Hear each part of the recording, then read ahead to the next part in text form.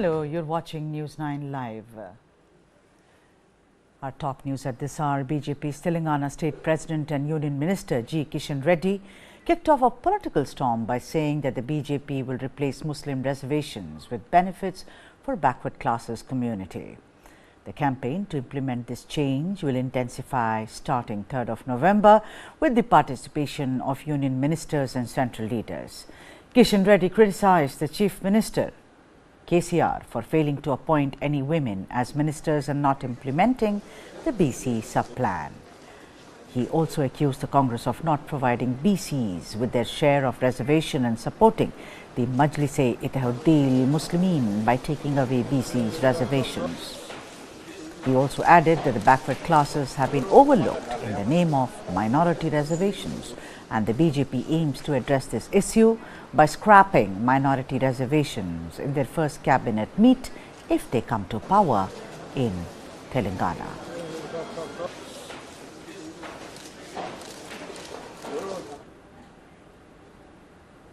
Party निर्णय किया है जो रिलीजियस के नाम पर जो रिजर्वेशंस है तेलंगाना में 4%, उस रिजर्वेशंस को रद्द करके तेलंगाना में जो एससी, बीसी, एसटी रिजर्वेशंस बढ़ाएंगे। हम पूरे सामाजिक दृष्टिकोण से सबको न्याय देने का निर्णय भारतीय जनता पार्टी के द्वारा करते हैं।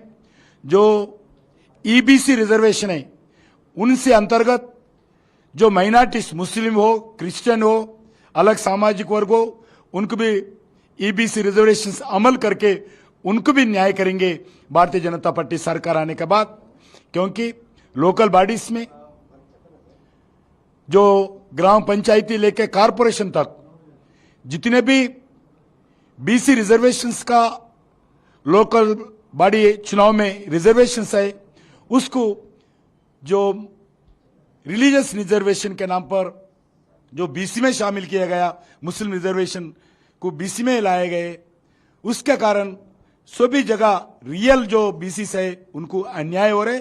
भारतीय जनता पार्टी इसको पूरा बदल कर हम बीसी को न्याय करने का निर्णय भी भारतीय जनता पार्टी सरकार के द्वारा हम करने वाले हैं। Moving on, External Affairs Minister S Jaishankar met with the families of 8 Indian Navy veterans detained in Qatar. The minister posted on his social media that he had stressed that the government will attach the highest priority to this case. He also assured that the government shall continue to make all efforts to secure the release of 8 Indians who were sentenced to death by a local Qatar court on 26th of October. However, the charges against the Indian nationals were not made public by Qatari authorities. All 8 detained Indian nationals were working at Al Dhara Company in Qatar.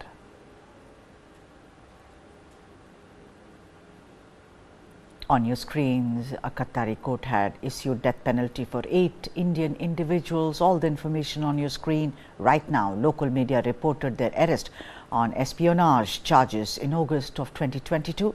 Qatar court has not made the specific charges public as yet. Also, Indian government has expressed deep shock in response to Qatar's decision in the matter. Indian government to attach highest priority to the case, says External Affairs Minister S Jaishankar.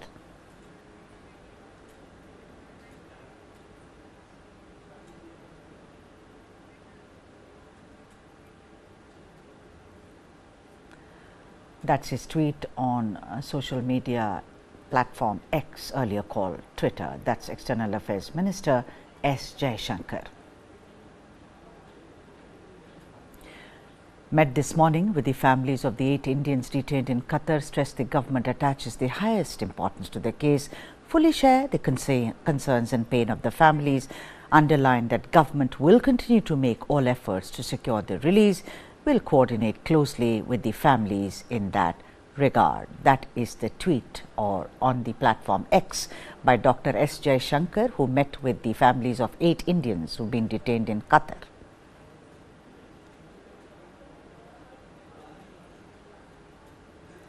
The Qatar espionage case, as it were, a Qatari court had issued death penalty for 8 Indian individuals. The local media had reported their arrest on espionage charges in August of 2022. A court in Qatar has not made the charges public as yet. The Indian government has expressed deep shock in response to Qatar's decision, and the Indian government to attach highest priority to the case, as mentioned by Dr. S Jaishankar.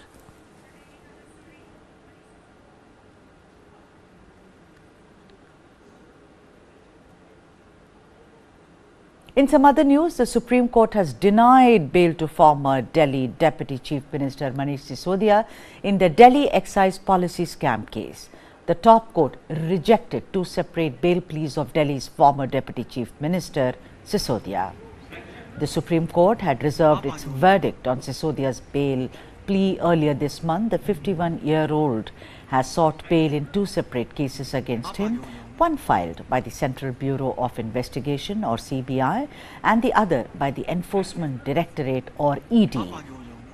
It may be recalled that Manish Sisodia was arrested by the CBI on 26th of February for his alleged role in the Delhi liquor policy scam and has been in judicial custody since then. Meanwhile, the ED arrested him in a money laundering case stemming from the CBI case on 9th of March after questioning him in Tihar.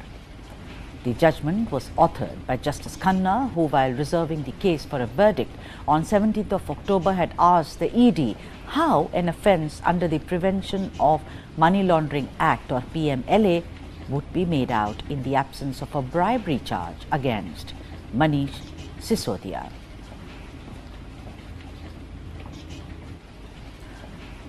On your screens right now, all the information how the ED came into the picture. ED emphasized the need to establish the modus operandi in the case. The ED argued that the policy had deliberate loopholes that favored the Aam Aadmi Party. Also, ED claimed that AAP leaders got 100 crores from what is called the South Group.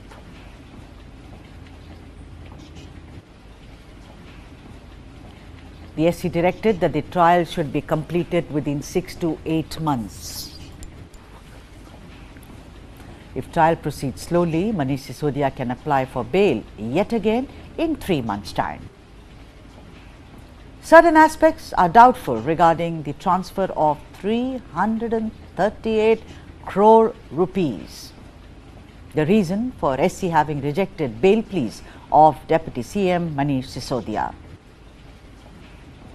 The allegations are as follows. An excise minister, Sisodia, enacted unilateral and arbitrary decisions. The decision resulted in a loss of over 580 crores to the exchequer. That's allegation 2. 3. AAP leaders accepted bribes from liquor businessmen. 4. Tried to influence assembly elections held in Punjab and Goa in the year 2022. Also, report was referred to the CBI, which led ultimately to Manish Sisodia's arrest.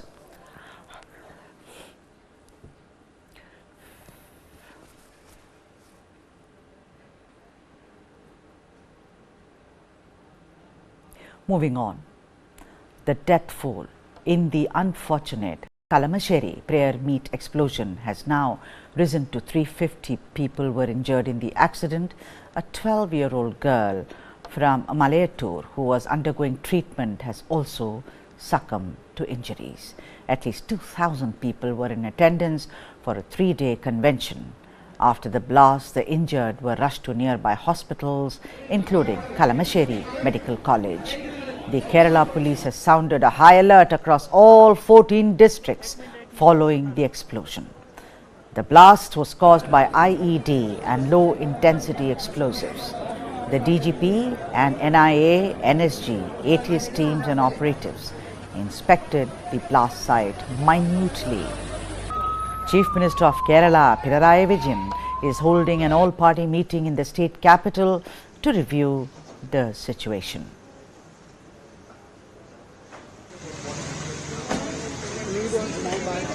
And those are the visuals. Health Minister Veena George, who's reached the hospital, and perhaps to take charge or review the situation of those who've been admitted to the hospital after the blast. Many of them fighting burn injuries, severe burn injuries.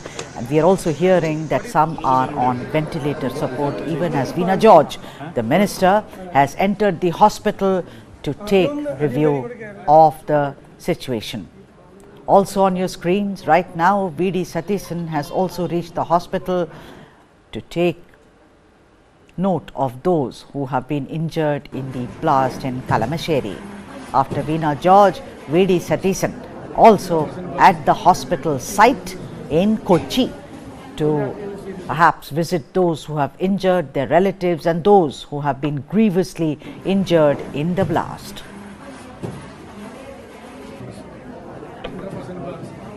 I told you, see, we have 17 persons in different hospitals. 12 of them are in ICU and 4 are critically ill. 3 of them are ventilated.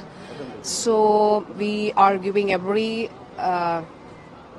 possible support that is to be provided to them. We are giving that all the support. Yes, most of them who are critically ill, they have burns around 50%, above 50%, around 60% and all.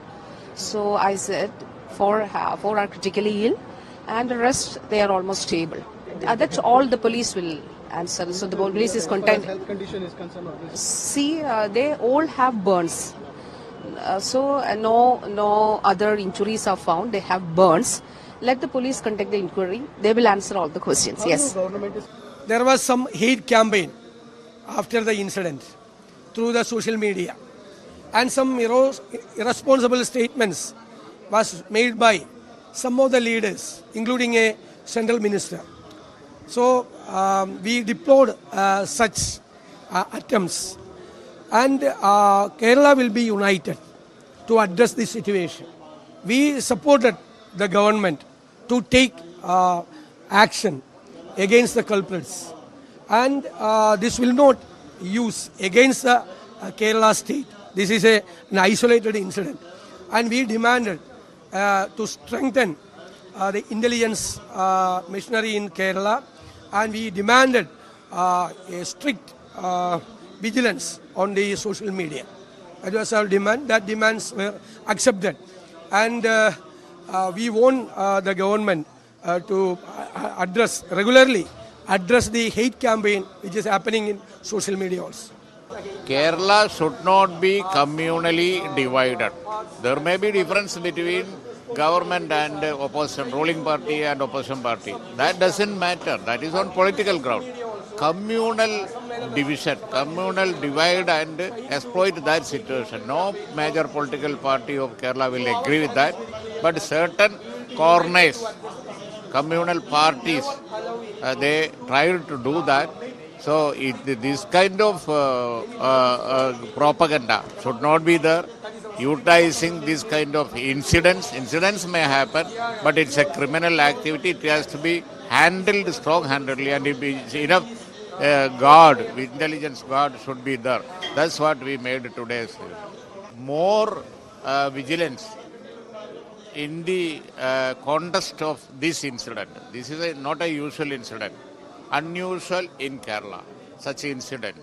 So we have to make sure these kind of things doesn't happen also. After happening, what is the point? So it should not happen. For that, some precautionary measures should be taken. Government has agreed to that to make the vigilance more strong. Many were injured. I met with some of the patients who are still recovering from their heinous injuries, but they are recovering, and I'm hopeful that most of them who are today still in hospital, many of them have been discharged. Most of them who are in hospital will recover fully. There are still a few patients who are in the critical condition, and we should all pray for their recovery. But it's certainly a very difficult time for them and their families, especially for those who have lost their loved ones.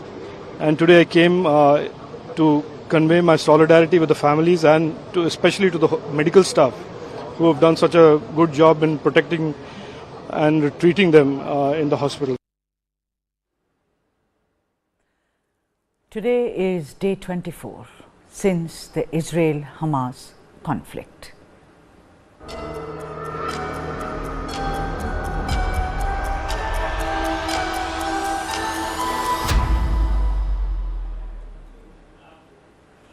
The Israel-Hamas conflict is seen to be potentially the worst attacks in its brief history as a nation. Hamas carried out deadly attacks on southern Israel on 7th of October. Here's the latest update from the war zone.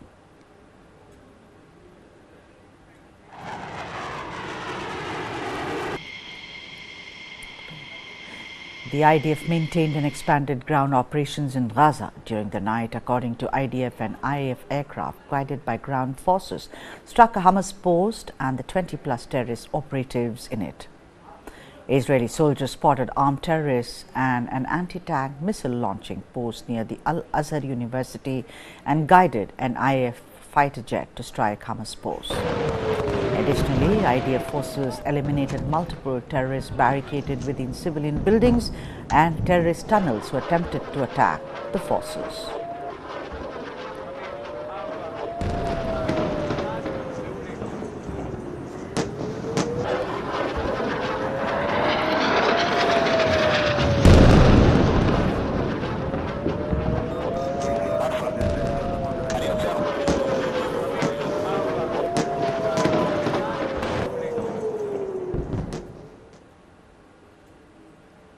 And in some other news, thousands of Gaza residents were reported to have broken into United Nations Palestinian Refugee Agency or UNRWA warehouses and distribution centers to obtain essential supplies like flour.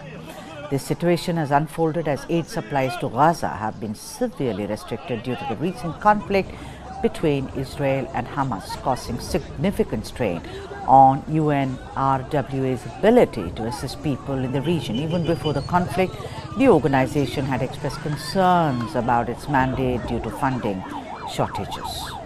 UNRWA, established in the year 1949, provides public service and humanitarian aid in several regions, including Gaza, the West Bank, Jordan, Syria, and Lebanon.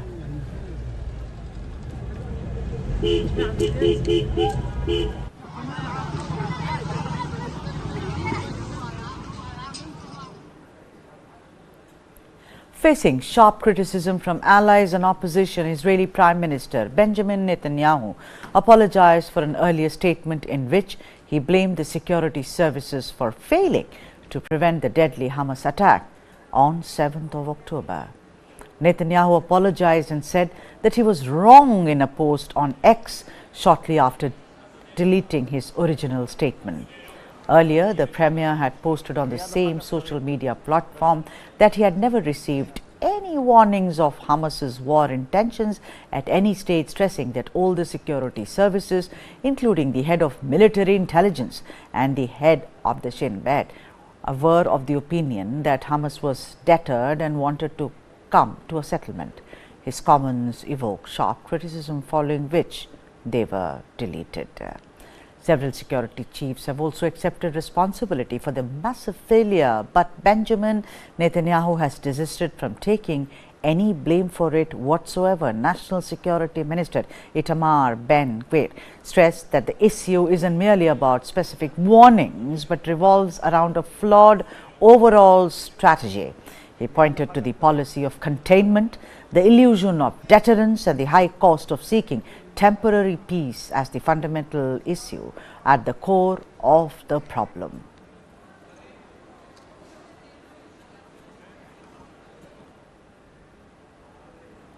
Also, Israeli Prime Minister has issued a warning of a prolonged and challenging conflict as Israel's military invasion of the Gaza Strip gets underway. This comes as Hamas demands the release of Palestinian prisoners in exchange for the hostages they seized 3 weeks ago. The United Nations has also raised concerns about the potential for a high civilian casualty count in Gaza. Benjamin Netanyahu emphasized that Israel has entered a quote-unquote second stage in its operation against Hamas, involving ground forces and expanded attacks. He framed this as a fight for Israel's survival, asserting that they shall be victorious. אתמול בערב נכנסו כוחות קרקעיים נוספים שלנו בשערי עזה, בפתחו של מעוז הרשע. זהו השלב השני של המלחמה, שמטרותיה ברורות. השמדת היכולות הצבאיות והשלטוניות של החמאס, והחזרת החטופים הביתה. שבכל שלב עד עכשיו, ובכל שלב מעכשיו, אנחנו נמצא כל אפשרות להחזיר את אחינו ואחיותינו החטופים לחיק משפחותיהם. המלחמה בתוככי הרצועה תהיה קשה וארוכה, ואנחנו ערוכים לכך. אחרי המלחמה, כולם יצטרכו לתת תשובות לשאלות קשות, זה כולל אותי, שהמהלך הקרקעי, שאנחנו הרחבנו אותו, יסייע לנו במשימה הקדושה הזאת. בזה אנחנו עוסקים עכשיו. אני לא יכול להגיד לך בהכרח שבפעולה הספציפית הזאת, ברגע הספציפית הזה, הם היו שותפים למיקרו-תכנון, אבל זה שהם מגבים את מכונת המלחמה של החמאס, הם מקיימים אותה. בלי הפיגומים האלה אין חמאס, כמו שאין חיזבאללה, בלי איראן. אנחנו נפעל לעיצוב מחדש של המרחב, והלחימה בטרור מול עזה תימשך בשטח הרצועה לעומקה, בכל מקום, בכל זמן שנידרש לכך, בכדי להבטיח את ביטחון היישובים שיחזרו ויבנו מחדש באזור.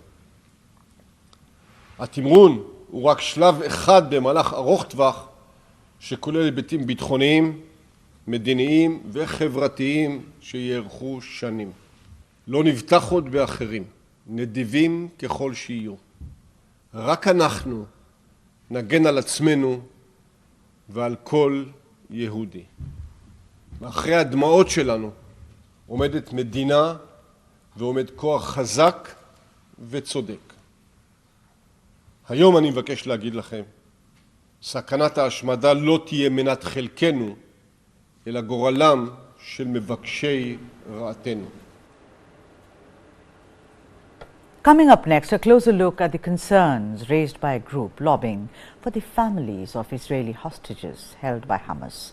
They insist that the safety of their loved ones must be a top priority for the Israeli government, especially as military operations in the Gaza Strip intensify. Take a look. A group lobbying for the families of Israeli hostages held by Hamas say the safety of their loved ones needs to be a top priority for the government. Their concerns come as the Israeli military expands ground operations in the Gaza Strip. Keep pushing. Adva Adar believes her 85-year-old grandmother is in Gaza, based on photos and footage purporting to show her capture. Reuters could not independently verify the location or date of filming of videos showing hostages being kidnapped. My grandmother doesn't have the time to wait. She needs to be back home now. She's ill and she needs medication and she needs medical care. On Saturday, Prime Minister Benjamin Netanyahu said Israel's goals in the war were to destroy Hamas's governing and military capabilities, as well as return the more than 200 hostages. As her boyfriend, I truly afraid that these two goals is like in conflict with each other. Noam Alon's girlfriend, Inbar Hyman, is one of the hostages. I think that first, the hostages should be free. Israel has tightened its blockade and bombarded Gaza since Hamas gunmen stormed across the border into Israel on October 7th, killing at least 1,400 people, as well as taking the hostages. We are not political people or, military people. We are two simple people that try to save our sister. Leah and Leonia Nye believe their sister Moran was taken hostage at the Nova Music Festival. We found a clip from TikTok begging for her life. And they say time is of the essence. If Moran is listening to us, Moran, we are united together. We love you so much. Continue to be positive as you are. And think about the big hugs we're all going to give you when you come back. And I want you to know that we're doing everything we can to bring you back home as soon as possible.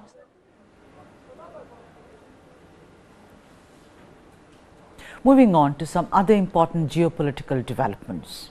Earlier this year, China helped broker a deal between Iran and Saudi Arabia to normalize relations after a 7-year diplomatic rift.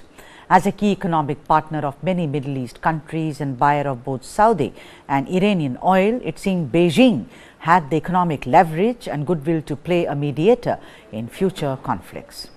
In recent developments, China's aspirations as a major player in the Middle East is facing a challenge due to Israel's conflict with Gaza, which escalated after the October 7th Hamas attacks on southern Israel.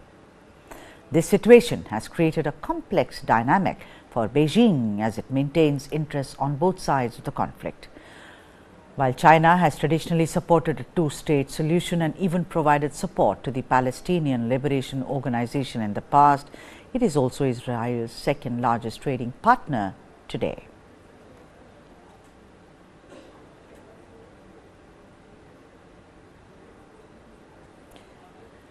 China called relevant parties to remain calm. That is China on the Israel-Hamas war on their screens right now.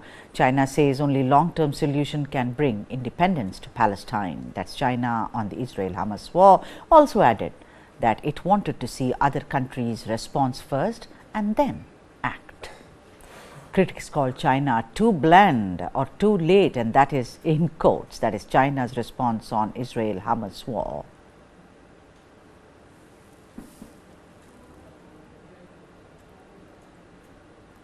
Prime Minister Benjamin Netanyahu said on Saturday, October 28, that Israeli forces had unleashed the second phase of the Gaza war and below ground. Displaced Palestinians were seen taken refuge. Israel is now in its second phase of the Gaza war, Prime Minister Benjamin Netanyahu said on Saturday, adding that forces are carrying out ground operations against Hamas militants. The war inside the Gaza Strip will be difficult and long, and we are prepared for it, he said. This Israel Defense Forces footage purports to show that second stage unfolding in the Hamas-ruled Palestinian enclave. Netanyahu once again called on Palestinian civilians to leave the northern Gaza Strip, the focus of Israel's attack. Israel has tightened its blockade on Gaza and bombarded it for 3 weeks now. People are isolated, with a telephone and internet blackout that began on Friday. Many buildings there have been reduced to rubble. People are scrambling for food, water, fuel, and medicine. Gaza health authorities say over 7,500 Palestinians have been killed in the campaign.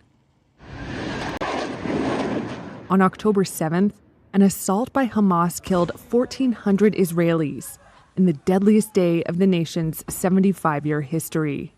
Meanwhile, there has been growing concern internationally over the toll from the bombing in Gaza and calls for a pause to let aid get to civilians. Here's UN Human Rights Chief Volker Turk. I am raising alarm about the possibly catastrophic consequences of large-scale ground operations in Gaza and the potential for thousands more civilians to die. Continued violence is not the answer. Also on Saturday, Netanyahu met with families of Israelis being held hostage in Gaza by Hamas, vowing to exhaust every possibility to bring the more than 200 of them home. Palestinians who've lost their homes due to the war situation took refuge under makeshift tents in Khan Yunis, located in the southern Gaza Strip. Israel's military had previously issued a call for Palestinians in the northern Gaza Strip to evacuate as they anticipated an impending Israeli operation. Israel's rationale for these calls is the claim that Hamas has positioned its weapons and forces among civilians, urging Gaza's residents to relocate southwards for their own safety. This has led to over 1.4 million Gazans leaving their homes for temporary shelters due to Israel's most extensive bombardment till date.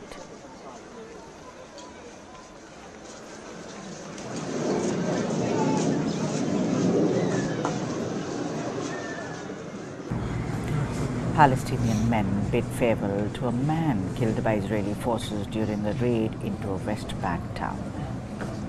An eyewitness said that the Palestinian man named Rama Koteshat threw stones at the Israeli troops, who then responded with gunfire. According to the Palestinian Health Ministry, 3 Palestinians were killed by Israeli forces in the occupied West Bank overnight.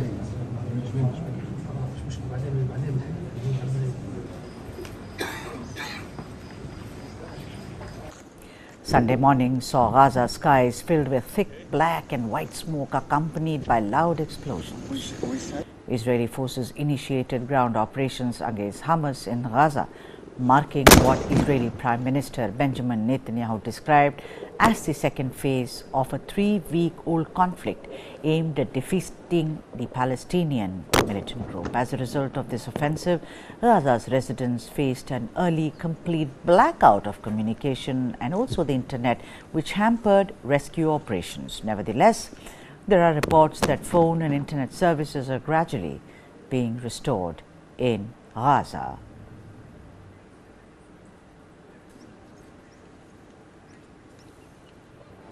There were loud explosions heard on the Gaza skyline on Sunday, interspersed with the sound of gun battle as Israel expanded ground operations in the enclave.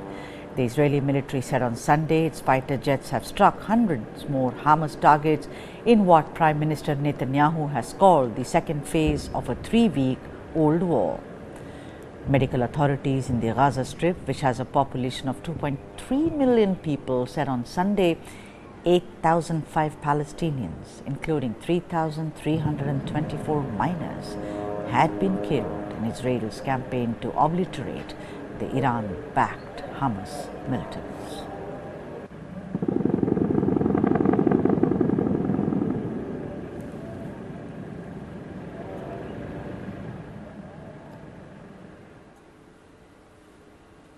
According to the Israeli military on Sunday, that is 29th of October, that its calls on Palestinians in the Gaza Strip to evacuate southward away from the main focus of the war against the Hamas is now urgent.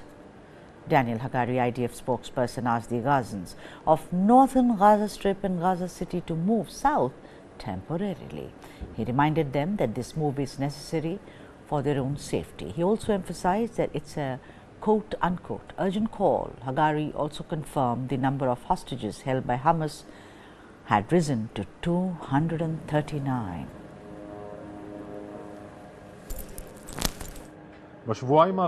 Over the last 2 weeks, we have been calling on residents of the northern Gaza Strip and Gaza City to relocate southward temporarily. Relocating southward is for their personal safety. We are today emphasizing that this is an urgent call. So far, we have notified the families of 311 deceased IDF soldiers and 239 people held hostage. I want to explain this number. It's an incomprehensible number. 239 hostages. Among the hostages are foreign workers, not a small number of them, for whom the process of identification and reaching families is complicated for us. It is taking us time to build up this picture, hence the number I have cited, 239.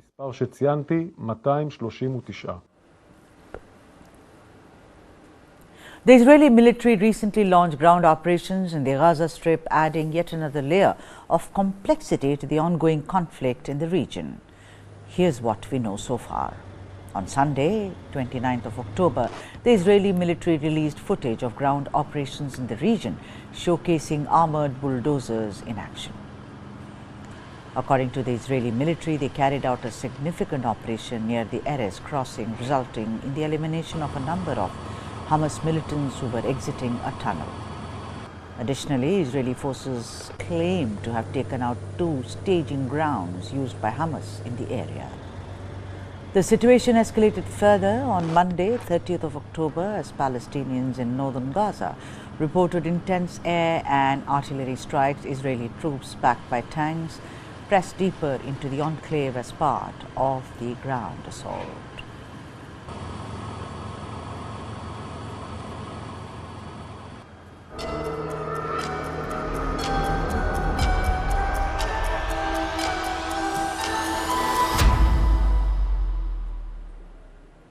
After the sudden death of everybody's favorite friend on Friends, actor Matthew Perry, his fans and family are in mourning due to the passing of the wisecracking Friends co-star. The actor was all of 54 and had serious lifelong addiction issues. Law enforcement sources are reporting that Perry was found dead of an apparent drowning in his hot tub at his home in Los Angeles, California. Reports are also ruling out any kind of foul play in his death. However, the cause of his death hasn't been confirmed by the authorities as yet.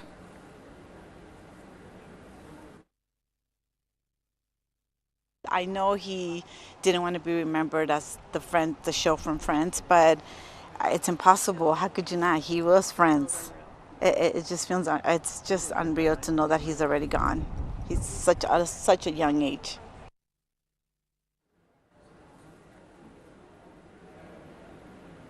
In the aftermath of Maine's deadliest mass shooting, more than 1,000 people gathered in the solemn vigil at the Basilica of Saints Peter and Paul in Lewiston. They came together to mourn, find solace and offer support to each other.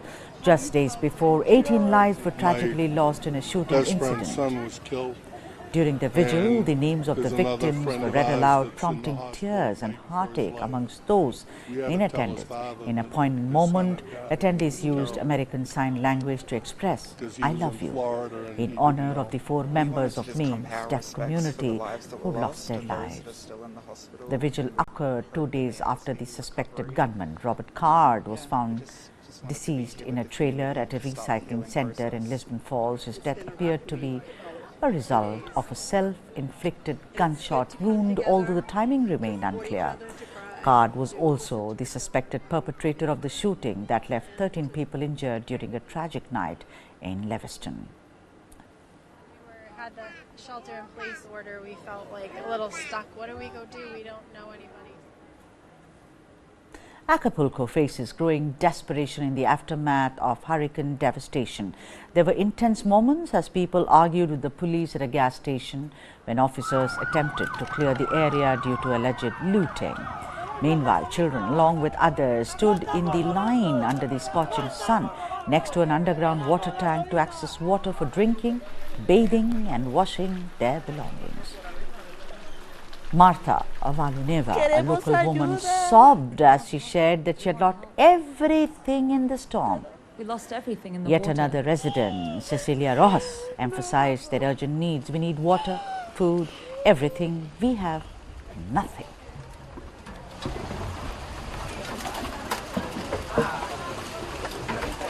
We need water, food, everything. Mexican authorities are grappling with the aftermath of Hurricane Otis, the most powerful storm ever to hit the country's Pacific coast. Helicopter surveillance has been deployed to assess the extensive damage in the southern state of Guerrero.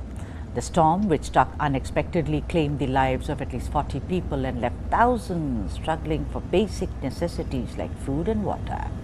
Survivors in the city of Acapulco face challenges in obtaining fuel, water and food, with some instances of tension emerging as residents awaited relief efforts.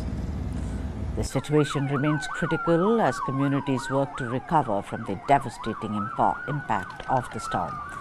The World Met Organization has described the hurricane as one of the most rapidly intensifying tropical cyclones on record, exceeded in modern times only by another Pacific hurricane, Patricia, in 2015. The speed with which Otis intensified took the government and weather forecasters by surprise, leaving little time to issue warnings and prepare residents for its arrival. As aid finally began to arrive over the weekend, initial estimates put the storm's damage at around $15 billion.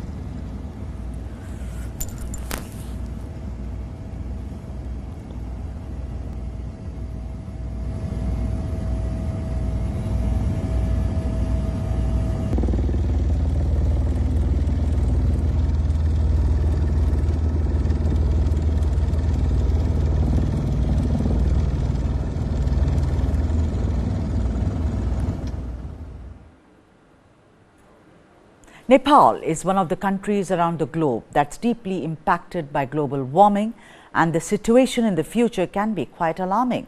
UN Secretary General Antonio Guterres, while visiting Kathmandu on Sunday, that is 29th of October, said that the glaciers in Nepal were melting at record rates and the situation was quote unquote dire and accelerating.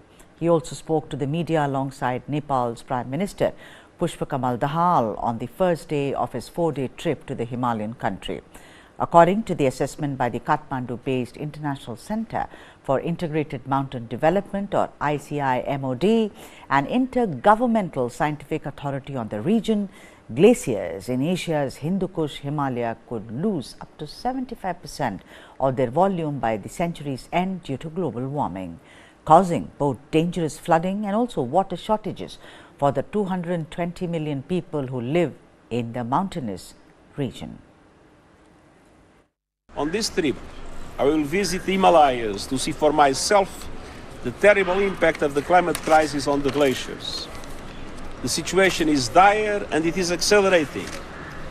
Nepal has lost close to a third of its ice in just over 30 years, and glaciers are melting at record rates. The impact on communities is devastating, and I will meet local people in the Himalayas to hear directly from them about how they are affected. Last week, Bhutan's Foreign Minister Thandi Dorji made a historical visit to Beijing, drawing attention to the Himalayan kingdom. Dorji's visit to Beijing was warmly received, featuring meetings with Vice President Han Zheng and Foreign Minister Wang Yi, as well as a tour of the city's historical landmarks, according to China's foreign ministry. What's been dubbed as a breakthrough by Chinese experts led to the signing of a cooperation agreement outlining the responsibilities and functions of a tech team for border delineation. Bhutan has always had strong ties with India and is the only Asian country without formal diplomatic relations with China. It's also one of the two nations with ongoing land border disputes with China, the other being, of course, India. The heart of the matter lies in border talks that began in the year 1984, focusing on the contested Doklam Plateau, where a tense standoff between Chinese and Indian troops occurred in 2017. During the recent visit of Bhutan's Foreign Minister Dorji to Beijing, progress was reportedly made in these border negotiations, indicating a warming relationship between China and one of India's closest allies.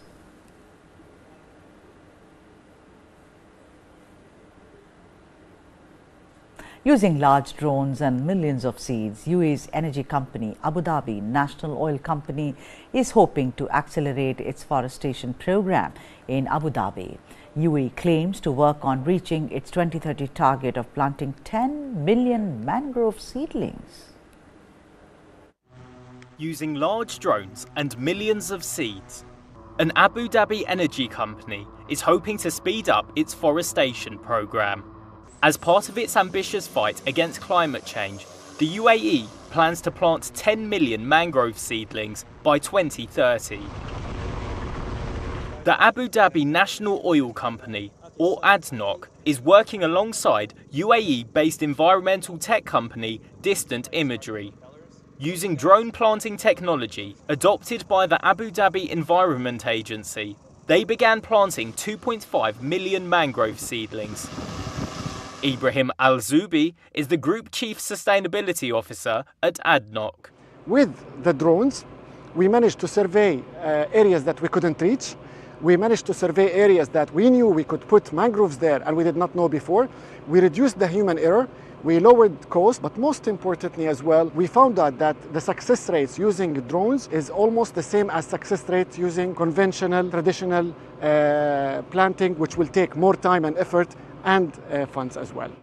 However, only 40% of the planted seeds survive and grow into seedlings, according to the co-owner of Distant Imagery, Jane Glavan. So we have a 40% success rate, 40 to 44% success rate.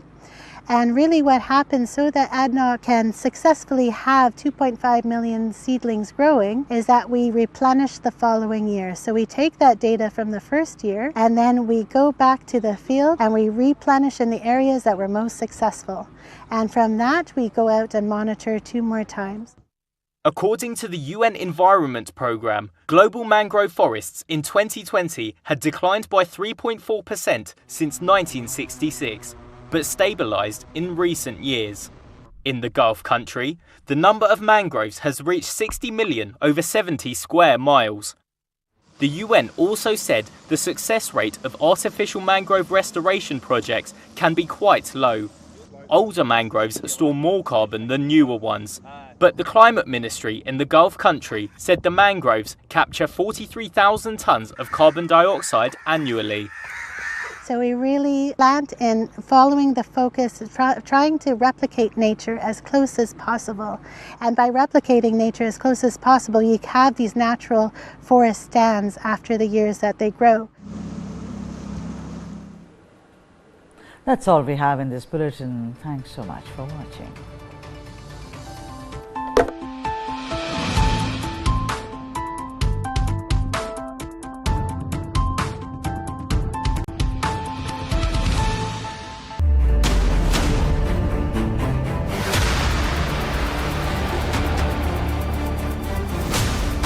BrahMos. Stealthy, lethal, precise. It flies at 3 times the speed of sound and cuts through a warship like a hot knife through butter.